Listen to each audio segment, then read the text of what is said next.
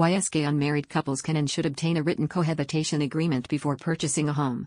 YSK, more and more couples are moving in together with no plans of getting married. They are making the same huge financial decisions that normal married couples do with no discussion as to how the costs are to be shared, or what happens to those assets if the relationship terminates. Let's say one person buys or owns a home you live in, and only their name is on title to the property. That property, legally speaking, is almost always considered their own. If a partner moves into that home and is paying a portion of the mortgage, they likely assume that they are entitled to a share of the equity in the home. Or that is an implied arrangement until they break up, and the titled party decides they don't want to share the equity and intend to leave the other party with nothing. Cohabitation agreements are designed to protect each party with a written agreement that outlines what happens financially during the relationship and what happens in the event of a breakup.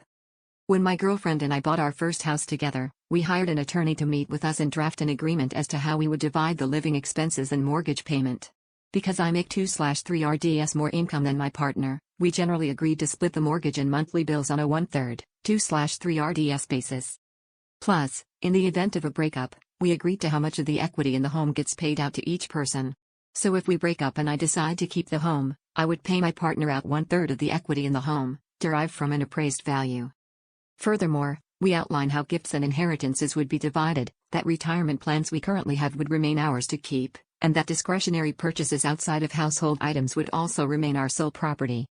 I'm so frustrated by all the posts in r/legal advice and r/relationship advice that pertain to these subjects.